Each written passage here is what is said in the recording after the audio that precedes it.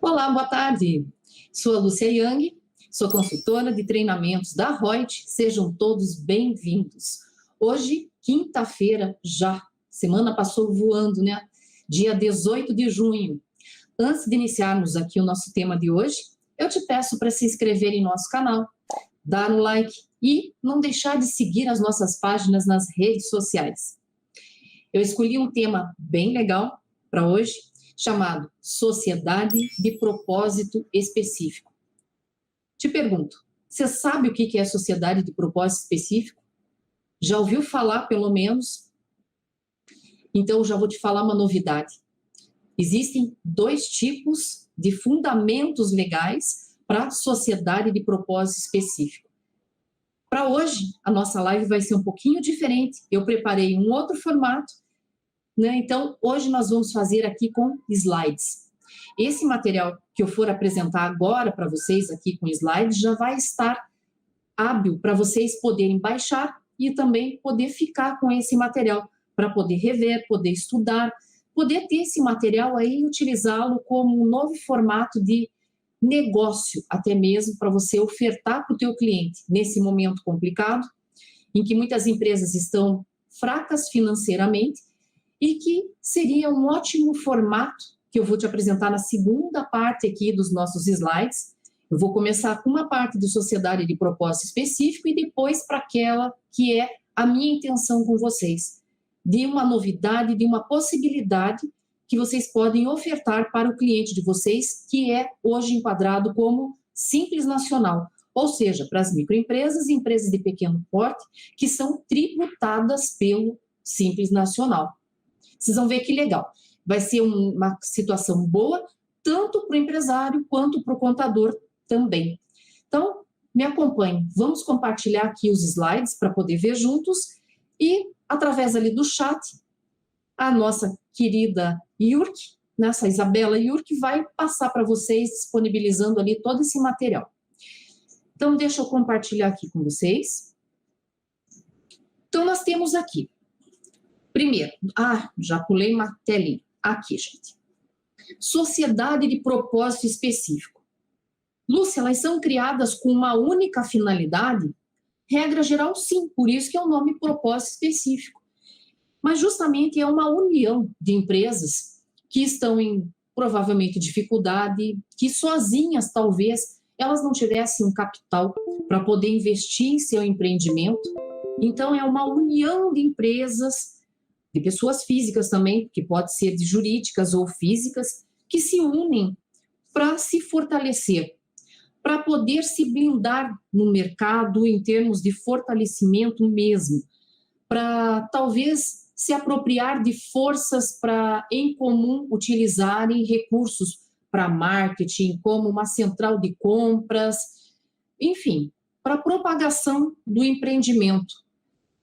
E tem uma personalidade jurídica, essa sociedade de propósito específico. Então, hoje, quando nós falamos em sociedade de propósito específico, temos que deixar muito claro qual das duas nós estamos tratando no momento. É aqui, uma sociedade de propósito específico que é tratada na Lei 10.402 de 2006, artigo 981, que é o Código Civil, ou eu estou me referindo à sociedade de propósito específico que foi criada pela Lei Complementar 128 de 2008. Essa Lei Complementar 128 de 2008, ela veio para alterar a Lei Complementar 123 de 2006, que é a do Simples Nacional. E essa sociedade aqui de propósito específico, essa 128, aqui da Lei Complementar 128, ela é única e exclusivamente para as empresas do Simples Nacional. Então, nós vamos começar com essa aqui, que fala do Código Civil, e na segunda etapa a gente passa para essa aqui do Simples Nacional. Vamos lá. Então, a primeira parte que fala do dessa sociedade de propósito específico, pautada dentro do Código Civil, tem lá como conceito, não especificamente da maneira como eu trouxe aqui. Isso é uma conceituação que foi formada em virtude da previsão do Código Civil, que nada mais seria essa sociedade de propósito específico que uma união, seja de pessoas físicas ou de pessoas jurídicas, que objetivam se fortalecer, seja em termos de tecnologia, seja em termos de oportunidades de mercado, seja para fins de ampliar a capacidade financeira, porque juntas ficam mais fortalecidas, e que são unidas com um fim específico e determinado. E essa sociedade de propósito específico, ela é revestida de uma personalidade jurídica. O que significa isso? Que ela tem um CNPJ, que ela tem um contrato ou um estatuto social, como nós vamos ver aqui na sequência.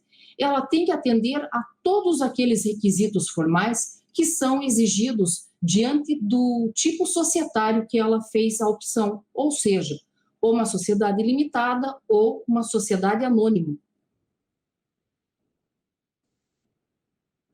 Então, as formas societárias dessa sociedade de propósito específico pautada no Código Civil, ela vai ter que optar e se enquadrar numa das duas formas societárias existentes no Brasil, que seria ou optar por ser uma sociedade limitada e, portanto, seguir as regras de uma sociedade limitada pautadas dentro da Lei 10.406 de 2002, que é o nosso Código Civil, ou ela pode optar por seguir a forma, a constituição dela societária como sociedade anônima, seja ou de capital aberto ou capital fechado, diante das regras estipuladas na lei das SAs, a lei 6.404 de 76, com todas aquelas alterações que vieram na sequência.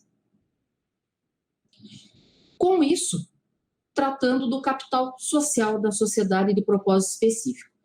Esse capital social poderá ser integralizado pelos seus sócios, seja em dinheiro, seja em bens, seja em direitos, desde que esses bens e direitos sejam possíveis de ser atribuído um valor econômico a eles. E é claro que se os sócios estão integralizando esse capital social na sociedade de propósito específico, se, por exemplo, for de uma pessoa física, sócio, esse bem vai estar na declaração dessa pessoa física, na declaração de imposto de renda. E aí, se eu tirar esse bem da minha declaração de pessoa física de imposto de renda e levar para integralizar no capital da pessoa jurídica, se eu tirar pelo mesmo valor da minha declaração da física para essa jurídica, não haverá a tributação, porque não está no âmbito federal, porque não está tendo ganho de capital. Mas, se eu tirar da minha pessoa física um bem, vamos supor, um terreno, um imóvel, vamos pegar um imóvel. Se meu imóvel, na minha declaração de pessoa física, está lá por 80 mil, e eu estou tirando da minha pessoa física e integralizando no capital social da sociedade de propósito específico, pessoa jurídica, por 180 mil, significa que eu estou valorizando em 100 mil. Esses 100 mil são o meu ganho de capital e que são tributados na minha pessoa física e não na sociedade de propósito específico. Qual é o instrumento para a constituição de uma sociedade de propósito específico? Também vai depender da espécie societária para a qual ela fez a opção. Ou seja, se essa sociedade de propósito específico decidiu ser constituída como uma sociedade anônima, então ela tem que ser constituída através de um estatuto social. Agora, se ela optou pelo formato societário de sociedade limitada, ela vai utilizar como mecanismo, como instrumento de constituição, o contrato social. O nome empresarial dessa sociedade de propósito específico. Na formação do nome empresarial das sociedades de propósito específico, poderá ser agregada a sigla SPE, que é de sociedade de propósito específico. E veja, se ela fez a opção por ser uma sociedade limitada, a sigla SPE, quando for adotada, deverá vir antes da expressão limitada. Por sua vez, se a opção dela foi ser constituído através de sociedade anônima, a sigla SPE, se for adotada, deverá vir antes da expressão SA. O objeto social que deverá constar ou no contrato social ou no estatuto social de uma SPE deve ser necessariamente específico e determinado. Não serão aceitos nos objetos das sociedades de propósito específico atividades genéricas, um formato muito aberto. Então, tem que ser bem específico. É para compra e venda, é comércio, ela é uma prestação de serviços do quê? Então, quanto mais você afunilar e estipular, definir, ser bem restrito naquilo que você está estabelecendo do objeto, terá mais chance de passar e dar tudo certinho para poder iniciar essa sua atividade. Qual seria a duração, o tempo de duração de uma sociedade de propósito específico? Dessa que nós estamos tratando do Código Civil, obrigatoriamente o prazo de duração dela tem que ser limitado ao término do objeto específico e determinado, ou seja, é limitado à consecução do próprio objeto social dessa empresa. Finalizou o propósito para qual ela foi criada, encerra a atividade. Então, ela tem um tempo definido, talvez mais curto, de vivência,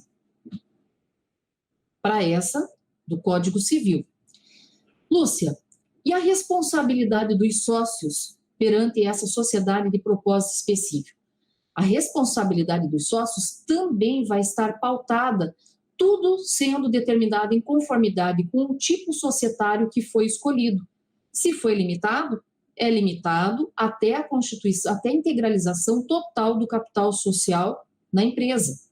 Agora, se for uma sociedade anônima, aí ela vai ser limitada até o momento da integralização daquele percentual do qual o sócio tem nas ações da empresa. E a tributação dessa sociedade de propósito específico, dessa dentro do Código Civil? Para ela, a tributação é livre, como para qualquer outra pessoa jurídica. Ou seja, ela pode adotar o regime tributário do lucro real, podendo dentro do lucro real ser ou lucro real trimestral ou lucro real com apuração anual, pagando mensalmente pela estimativa mensal, ou poder suspender ou reduzir, através de balanços de suspensão ou redução, suspender ou reduzir o pagamento tanto do imposto de renda quanto da contribuição social. Pode também optar, se desde que não seja dentro daquelas condições de obrigatoriedade de tributação pelo lucro real, poderá optar pelo lucro presumido trimestral. Ou ainda ter a opção da tributação pelo lucro arbitrado trimestral, que também é uma forma de tributação que muitas pessoas ou desconhecem ou imaginam ser apenas uma forma de penalidade para o contribuinte, o que não é verdade. É um regime tributário também utilizado em determinadas situações. Lúcia, mas eu já ouvi falar na sociedade de propósito específico de que ela tem alguma interligação ali com o poder público. Não existe até uma regrinha chamada de PPP? Tem, já vamos chegar ali. Então, a SPE e o poder público. Essa forma societária, sociedade de propósito específico, ela é bem utilizada para contratos de obras, de serviços, de fornecimentos e de concessões do poder público.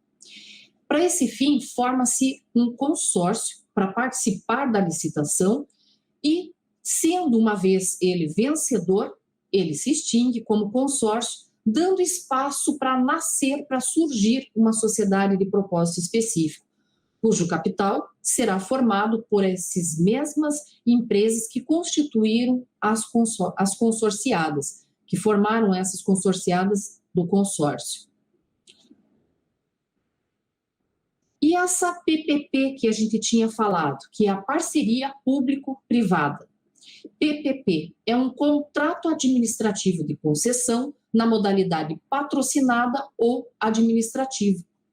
E aonde eu posso encontrar mais informações, além de estar no Código Civil, essa sociedade de propósito específico, mas se eu quero saber um pouquinho mais desse PPP, dessa parceria público e privada.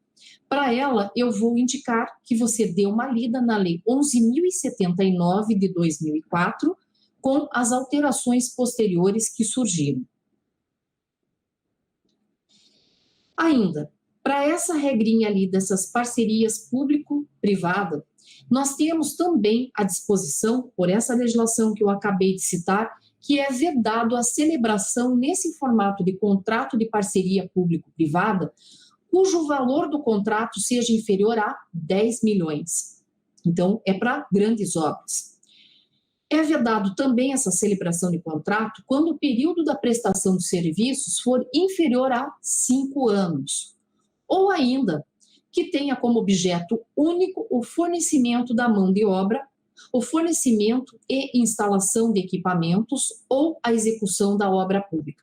Tem que ser o conjunto total dessas prestações de serviços para que possa ter essa celebração de contrato de forma concreta, correta e com isso poder angariar aí os recursos que são pretendidos quando forma-se esse tipo de sociedade.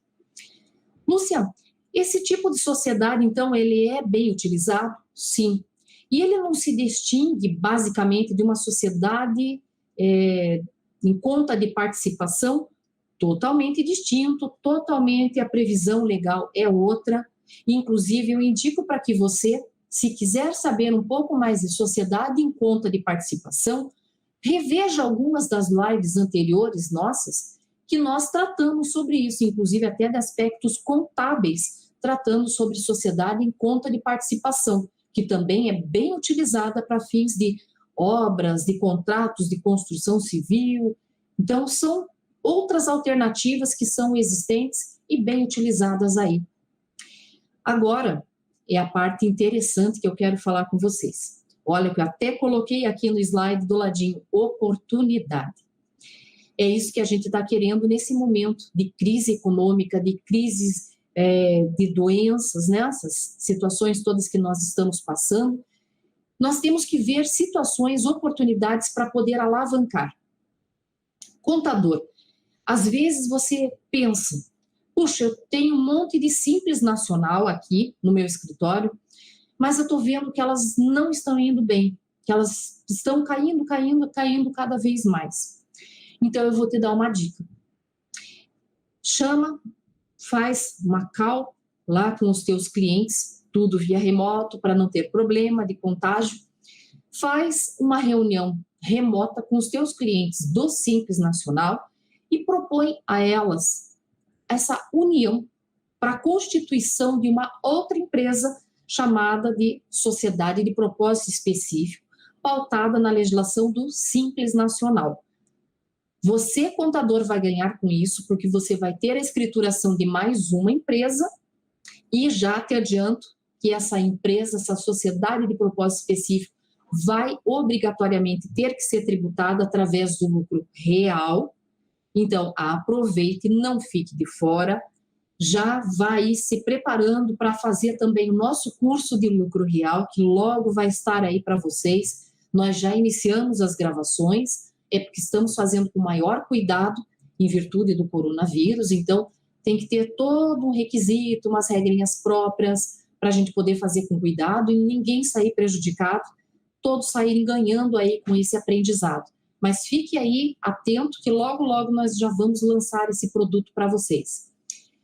Então, lucro real, e o teu cliente vai se fortalecer, porque vai ser uma união de pessoas que têm um interesse comum de crescimento. Então, eu vou colocar toda a teoria para você e depois eu vou dizer aplicações práticas dessa situação.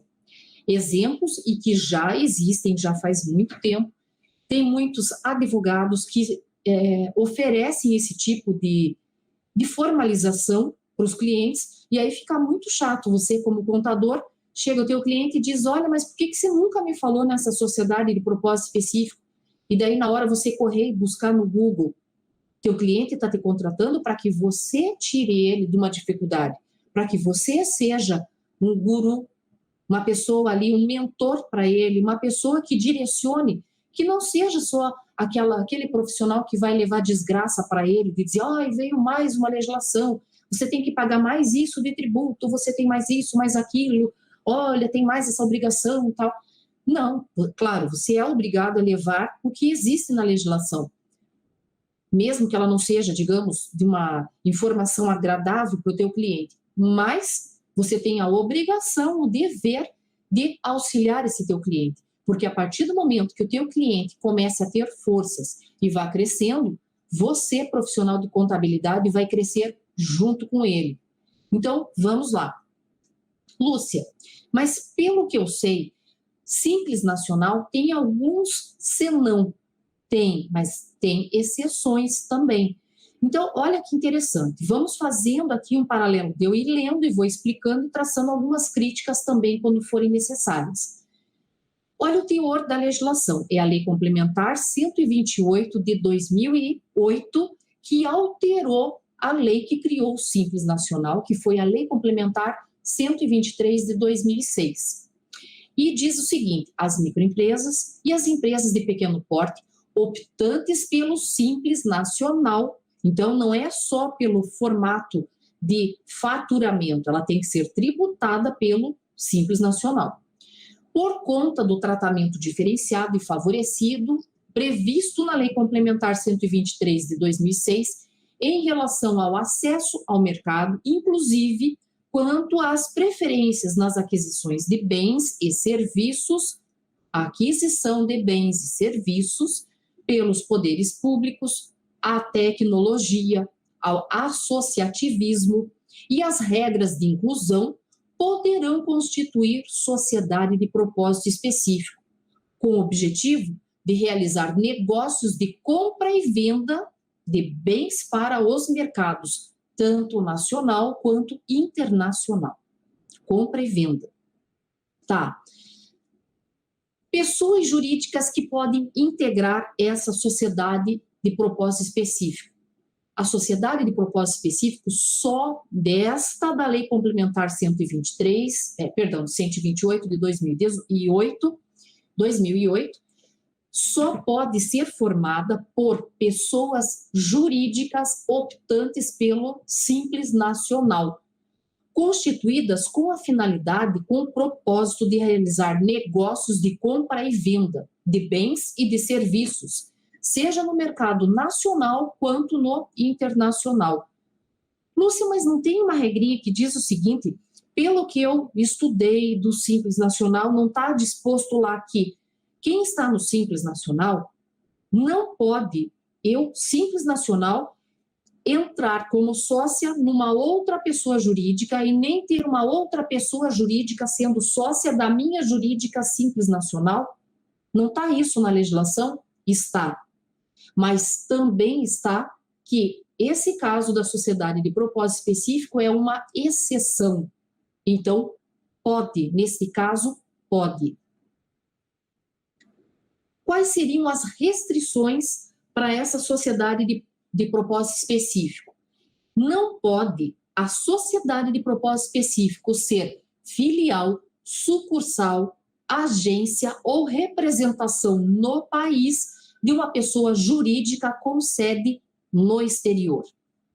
Segundo veto, não pode ser constituída na forma de sociedades cooperativas, nem como cooperativa de consumo, aquela que faz compra e venda.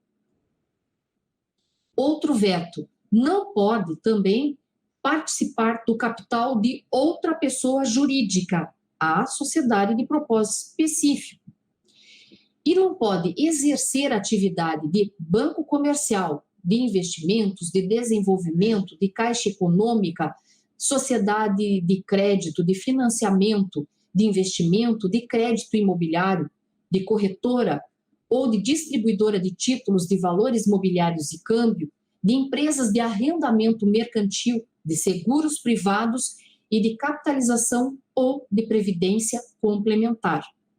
Bem como ainda mais duas restrições, que seria veto se ela for resultante ou remanescente de um evento de cisão ou qualquer outra forma de desmembramento da pessoa jurídica e que tenha ocorrido em um dos 5 anos anteriores. Então, tem que passar 5 anos.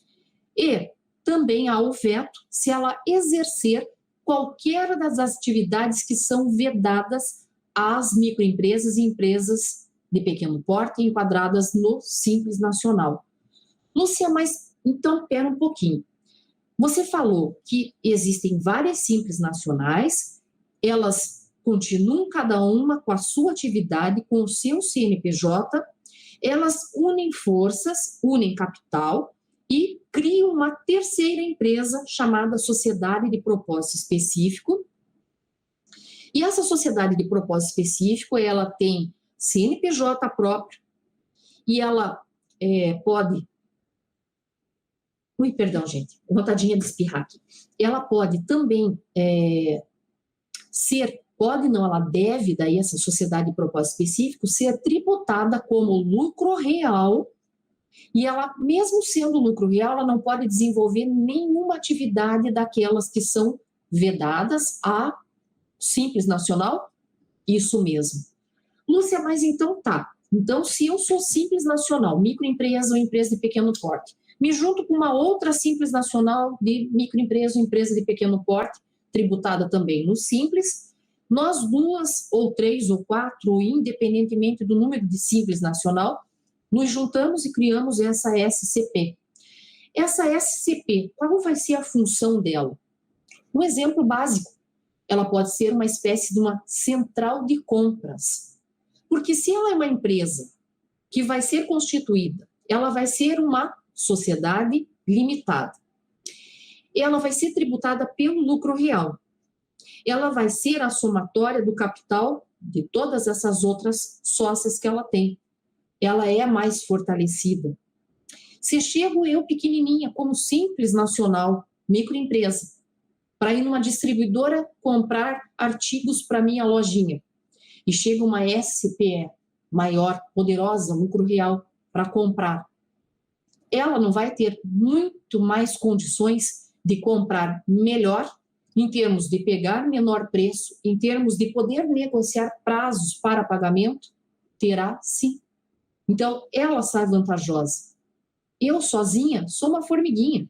Eu tenho que me juntar com várias outras formiguinhas para ficar poderosa e poder lutar, pelo menos ter armas para poder lutar mais ou menos em pé de igualdade com uma outra empresa que seja extremamente poderosa e que não venha pisar em mim e fazer com que eu suma do mercado. Lúcia, mas eu estou vendo mais uma restrição que você não colocou aí. Essa restrição está só na minha cabeça, você não pôs no slide. Então me diga qual é essa tua restrição. Seria, por exemplo, não tem uma regra no Simples Nacional que diz que eu tenho que tomar cuidado com o percentual da minha participação no capital social de outra empresa, eu como sócio? Sim, não tem uma regrinha que diz que se eu participo com mais de 10% no capital social da outra empresa, e aí eu tenho que somar faturamentos, e se passar dos 4 milhões e 800, acaba aquela empresa do Simples Nacional? Tem essa regra. Para outros critérios, para esse critério da sociedade de propósito específico, é uma exceção. Não soma-se faturamentos aqui, independentemente de quantos por cento você, Simples Nacional, participe no capital social da SPE. Olha que coisa interessante. Então, isso não é motivo de restrição, ok? Como é feita a constituição e arquivamento dos atos que vão formar essa sociedade de propósito específico? Diferentemente das regras que nós vimos da SPE, daquela do Código Civil, essa aqui da Lei Complementar 128, que trata única e exclusivamente do Simples Nacional, ela diz que nessa forma aqui, ela tem que ser constituída como sociedade limitada. não pode ser outra forma societária e vai ter os seus atos todos arquivados na junta comercial. Ela, pelo fato de ser uma sociedade limitada, vai ser constituída através de contrato social, não se fala em estatuto. Não possui também, diferentemente da outra forma societária que nós vimos, a outra tem prazo determinado. Essa aqui, ela não possui um prazo determinado. Tudo vai depender da intenção dos sócios que compõem essa SPE. Elas podem, se quiser, fazer por prazo determinado, mas a regra geral é que ela seja por prazo indeterminado. E isso tudo já está pautado, esse material aqui para vocês, tudo com base numa nova instrução normativa super recente que saiu, se eu não me engano, se não foi nesta semaninha, foi no finalzinho da semana passada, é a instrução normativa DREI, que é a número 81 de 2020. Então, esse nosso material aqui está super atualizado, você pode até mesmo utilizá-lo para poder apresentar para o teu cliente, fazer assim como estou mostrando para vocês, fazer essa explicação remota para o seu cliente, a título de um atrativo, para ver se você consegue angariar essas pequenas empresas que estão no Simples Nacional, se elas inventam de se juntar, se fortalecer, para lutar nesse mercado super competitivo. E com isso manter as suas Simples Nacionais e ainda ganhar uma empresa aí, uma SPE do lucro real. Qual vai ser a responsabilidade dos sócios nessa situação aqui de SPE da empresa do Simples Nacional? Além daquela limitação dos sócios, fica evidente o caráter empresarial das sociedades. A responsabilidade dela vai ser uma responsabilidade limitada à integralização do capital social, integralização total do capital social, como é de toda a sociedade limitada. Após o momento que cada um integralizou o capital, ele já está todo integralizado, você responde só pela sua cota parte nessa responsabilidade da empresa. Como a SPE tem a sua personalidade jurídica própria, se ela entrar num processo falimentar, esse processo falimentar não atinge a pessoa jurídica dos seus sócios Simples Nacional e nem vice-versa. Se o Simples Nacional entrar em processo falimentar, isso não ataca, não afeta a sociedade de propósito específico. Quais são as operações que podem ser realizadas por essa sociedade de propósito específico? Elas podem fazer compras para revendas para as suas próprias sócias, micros e empresas de pequeno porte. Lúcia, então, ela vai ser como se fosse uma central de compras. A SPE vai, compra e revende para suas sócias, micros e pequenas empresas do Simples Nacional. Sim, esse pode ser um objetivo. Segunda possibilidade, venda dos bens que são adquiridos das microempresas e empresas de pequeno porte, que sejam as suas sócias, para outras pessoas jurídicas que não sejam suas sócias, bem como exercer atividades de promoção desses bens. Ah, Lúcia, então, peraí, se eu entendi bem, significa que a sociedade de propósito específica, essa da Lei Complementar 128, ela pode comprar das suas sócias do Simples Nacional e revender no mercado ou fazer uma promoção desses bens? Sim, entendeu correto. E uma terceira possibilidade ainda de ação, exportação exclusivamente de bens que foram a ela destinados pelas microempresas e empresas de pequeno porte, que sejam as suas sócias. Veja, vamos supor que eu sou essa Simples Nacional, microempresa, tenho um produto muito legal, vendo no mercado interno, só que ele se tornou popular. E aí, uma empresa do exterior está querendo comprar os meus produtos.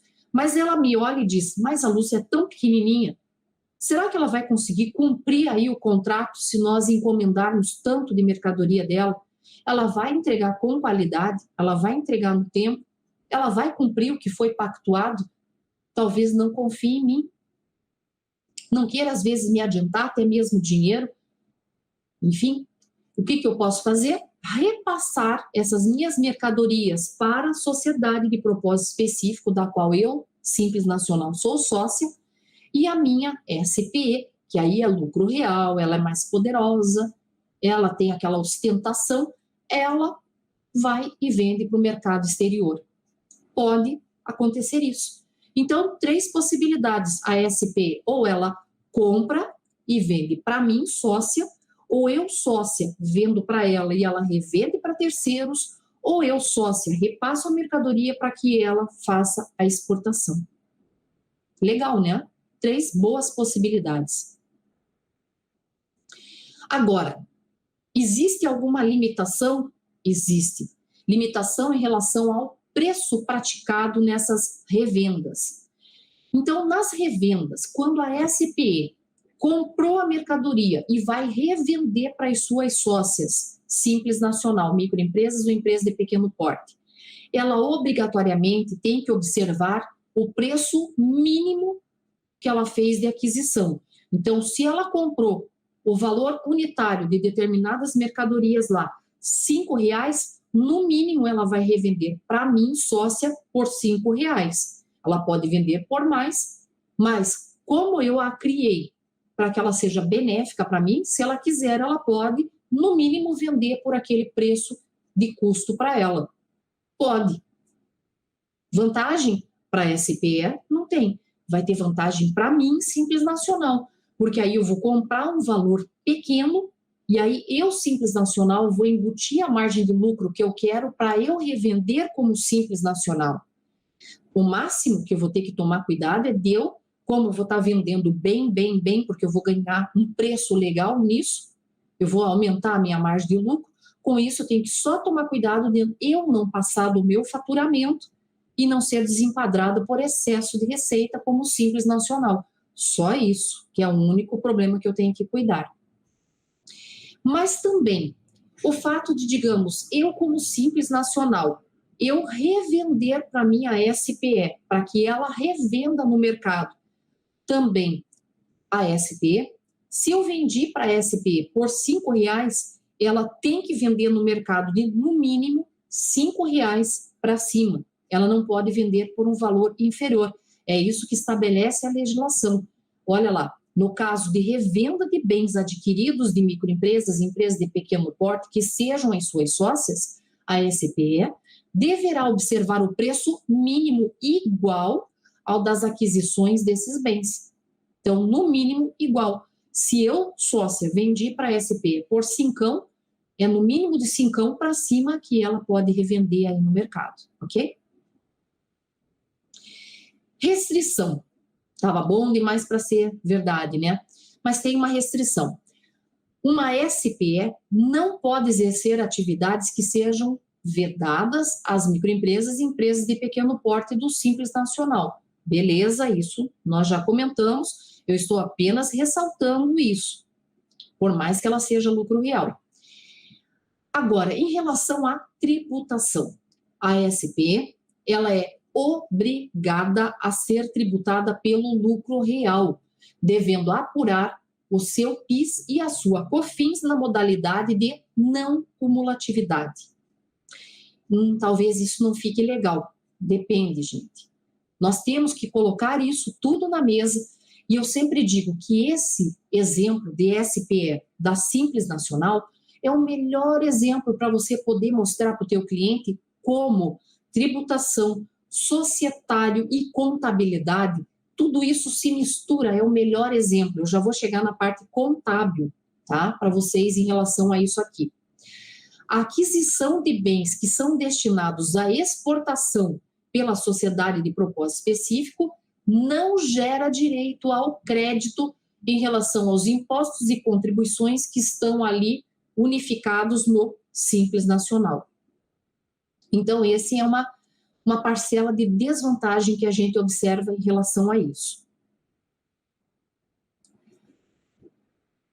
Tá, então a tributação é pelo lucro real, devendo o PIS e COFINS ser modelo não cumulativo, ok?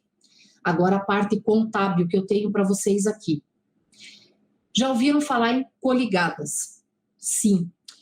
Quando uma empresa participa no capital social de uma outra empresa, o Código Civil diz, com 10% ou mais de participação sem exercer o controle, é chamada de coligada. No entanto, a Lei 6.404 de 76, quando foi alterada, trazendo essa contabilidade brasileira ao patamar, aos moldes da contabilidade internacional, pela Lei 11.637, o que ela veio estabelecendo?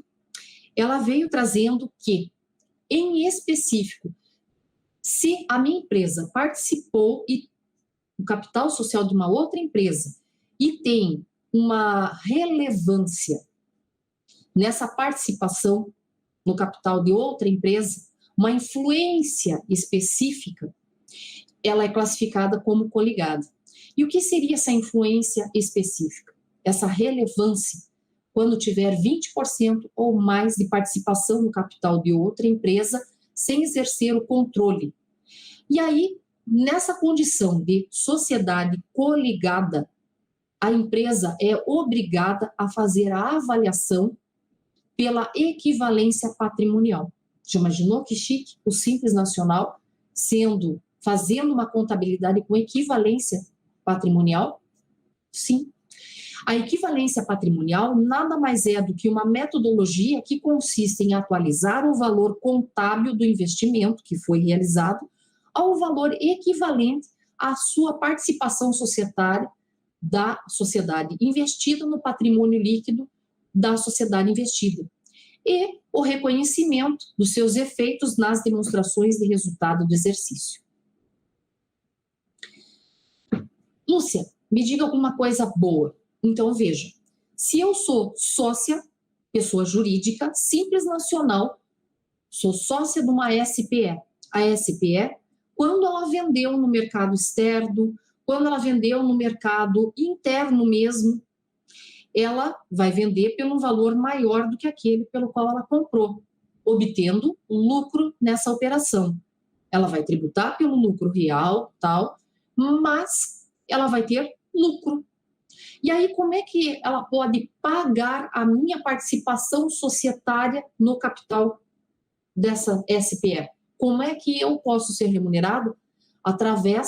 É uma possibilidade de eu ser remunerada por distribuição de lucros. Lembrando que a distribuição de lucros, todo lucro gerado de 96 para cá, até os dias atuais, é classificado como isento. Não tem imposto de renda, não tem INSS, nada. Então, é um benefício que é gerado aí para o Simples Nacional. Além, então, do Simples Nacional comprar mercadoria por um valor mais benéfico, dela poder aparecer através da SPE no mercado externo, ter mais garantias e ainda poder ser remunerada através de distribuição de lucros isento. Olha quantas possibilidades. Quer dizer, eu não perco a minha personalidade jurídica, eu tenho o meu CNPJ A, ela tem o CNPJ B, a outra tem o CNPJ C, cada uma continua suas atividades normalmente. Não precisamos nós três sermos do mesmo objeto social, podemos ter objetos sociais até mesmo distintos, nos juntamos para criar uma outra empresa, essa empresa faz tudo ali, seja, digamos, uma administração, ela pode ir na parte de um marketing mais cavalar, assim, mais parrudo, ela pode comprar em grandes quantidades, pegando preços legais, pegando prazos melhores para pagamento, nos repassar a preços menores, nós vendermos como Simples Nacional, tendo tributações boas diante do Simples Nacional e ainda sermos remuneradas com distribuição de lucros. Olha como não é legal. Só que quando a gente vai e lê essa legislação, você muitas vezes não consegue compreender todo esse formatão. Então, basicamente, seria essa estrutura aqui, ó. posso ter, no mínimo, 2 Simples Nacional, pode ser uma micro e uma EPP, pode ser 2 micros, pode ser 2 EPPs. A lei não diz isso. Pode ter infinitas Simples Nacionais aqui, como sócias. Só não pode uma SPE ser sócia de uma outra. Quem é simples, de uma Simples Nacional sócia de uma SPE, não pode ser sócia de uma outra SPE. Eu, Simples Nacional, só posso ser sócia de uma única SPE. Então, nós aqui nos juntamos, passamos dinheiro, formamos o capital dessa SPE, essa SPE vem no mercado, compra em grande quantidade, pega preços mais vantajosos, prazo melhor para pagamento, nos revende essas mercadorias aqui a preços menores e nós revendemos ao mercado aqui, colocando a nossa margem de lucro e sendo tributadas aqui como Simples Nacional. Só que se o momento está difícil e eu, Simples Nacional, não consigo vender, eu posso pegar a minha mercadoria, vender para a SPE revender ou no mercado interno ou exportar.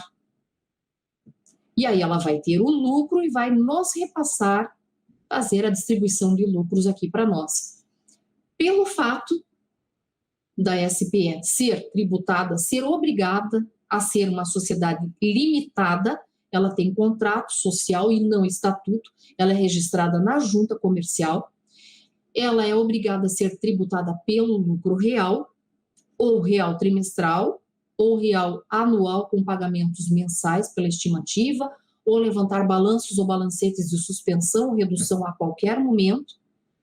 Ela tem que ter toda a escrituração contábil completa, o registro de todos os livros e obrigações comuns a toda empresa que é tributada pelo lucro real. O seu PIS e COFINS são modalidades não cumulativas. Os seus sócios são pessoas jurídicas do Simples Nacional.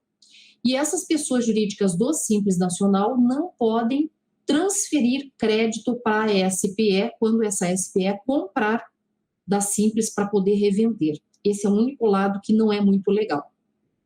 E pelo fato da Simples Nacional participar no capital social da SPE, a partir do momento que ela seja qualificada como coligada, ela tem que fazer a avaliação pela equivalência patrimonial. Interessante, né? Esse caso todo ali. Vamos ver aqui. Com isso, eu encerro aqui a parte do compartilhamento desses nossos slides. E agora vamos ver se nós temos aqui as nossas perguntinhas. Vamos ver aqui com a Isabel. Isabela, querida, tudo bom? Vamos lá, vamos me passando o que tiver. A Mauri Gomes. Tudo bom, Mauri? Lúcia, não sei se você vai falar, mas vou perguntar. Se ele participar de uma sociedade ou tem uma empresa individual no Simples Nacional, ele pode também participar da SPE? Tá. Então, se eu participo, digamos, eu sou simples, vamos ver se eu entendi, Maurício. Se eu não entendi, você refaz ali a pergunta. Eu sou Simples Nacional, eu já tenho participação, eu, pessoa física, participei no capital social de uma outra pessoa jurídica. Só que daí não sou eu, física, que vou participar da SPE, é isso? Vai ser a minha Simples Nacional. A minha Simples Nacional pode sim participar dessa SPE tranquilamente. Só o único impeditivo, se eu sou Simples Nacional, já participo de uma sociedade de propósito específico, eu não posso participar de uma segunda. Esse é o único veto que tem. E a minha SPE não pode atuar em nenhuma das atividades que seja proibida pro Simples Nacional, mesmo ela sendo obrigada a ser tributada via lucro real. Eu acho que basicamente quantos por cento pode, se ele puder participar, quantos por cento quiser. Essa restrição ali de percentual de participar no capital de uma e de outra, para esse caso, não existe. Foi um benefício dado na legislação para que realmente essa SPS seja classificada como se fosse uma central de compras. E aí, às vezes, as pessoas me perguntam em cursos, quando eu falo nessa sociedade, diz assim: Lúcia, mas então por que elas não se constituem como uma sociedade cooperativa? Porque a cooperativa, primeiro, não visa lucro, a SPE visa. A cooperativa, ela tem que ter no mínimo 20 pessoas físicas para ter o quadro corporativo dela lá. Pode ter jurídica, mas depois que compuser 20 pessoas físicas. Na SPE, eu só preciso ter pessoas jurídicas do Simples Nacional como sócias. A cooperativa, ela não paga, se ela tiver atos com cooperados unicamente, ela não paga imposto de renda e contribuição social. Já a SPE, ela é obrigada a ser tributada como lucro real. Uma sociedade cooperativa, ela é constituída através de um estatuto social. A SPE, ela é uma sociedade limitada e constituída por contrato social. E aí vão tendo lá suas distinções entre um formato e outro. Aí é que está, mas a regra geral, o que bate mesmo ali é que a sociedade cooperativa não visa lucro, ela pode ter sobras, né? E daí ela tem fundos, o FATES e o RATES, para ela lançar os percentuais determinados na lei, e aí o que restar ela vai distribuir para os cooperados a título de sobras líquidas, que vão ser tributadas para os cooperados. Então veja como são nuances totalmente distintas de um formato societário da outra. Interessante, né? A sociedade de propósito específico. Não temos mais nenhuma perguntinha, foi só a Mauri que inventou de perguntar? Gente, vocês não precisem ficar com vergonha, com medo de perguntar, porque é um assunto complicadinho, Se vocês forem pegar o teor da lei seca sobre isso daqui, é difícil de compreender. Então, vejam, revejam, por isso que eu vou deixar disponibilizado esse material, porque eu acho que aos pouquinhos daí vocês vão dando uma olhadinha e tem esse material aí também para poder apresentar para o cliente de vocês. Lúcia, você falou que ia dizer no que se aplica efetivamente isso na prática. Então, vamos ao exemplo. Eu vou falar vocês vão dizer assim, mas a Lúcia copiou lá do Sevilha. Não copiei, gente. Esse exemplo eu já usava há muito tempo nos cursos, há bastante tempo, desde que foi criada a legislação do Simples Nacional, e daí que ela foi alterada pela 128 de 2008. Então, quem me acompanha já de cursos desde aquela época já sabe que eu uso esse exemplo quando eu falo. Mas, então, um exemplo, farmácias. Pensa aqui, eu sou uma farmacinha. Como é que, por exemplo, eu vou, comprar lá medicamentos, vou numa distribuidora e vou comprar um monte de coisa? Eu não tenho grana para isso. Então, eu compro uma ou outra coisinha e deixei lá em estoque na minha farmácia. Você vem na minha farmácia e diz, Lúcia, eu quero tal remédio. Puxa, eu não tenho agora aqui. Eu posso pedir na distribuidora e amanhã eu trago para você. Só que você quer agora, você já quer ir para casa, tomar um banho, tomar um remédio e deitar para melhorar. Você não vai esperar até amanhã. Você vai em outra. E aí uma rede de farmácia que tem poderio, que é rechonchuda, ela é porreta. Ela compra em grande quantidade, ela tem um monte de estoque. E ela pode fazer um preço bem amigável, bem legal. Então, qual que é a minha chance no mercado? Quase zero. Então, se eu me uno a várias outras farmacinhas que não fazem parte de uma rede, eu tenho muito mais chance de sobreviver nesse mercado competitivo. Outro, por exemplo, se eu tenho lá, vamos dizer, eu vendo aquelas coisinhas todas de R$ 1,99, como é que eu vou, digamos, competir com uma casa China, que é grandona, que tem de tudo lá dentro e tem um monte em estoque e pode fazer um preço legal? Se eu sou só uma lojinha, eu tenho alguém, parente que vai para o Paraguai, traz um monte de coisinha e eu ponho na minha lojinha para vender. Eu não tenho muito como competir.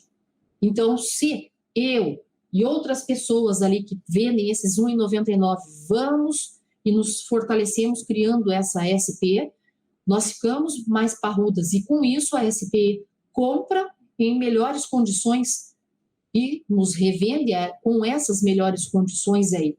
E nós conseguimos nos manter no mercado. Então, isso é uma dica.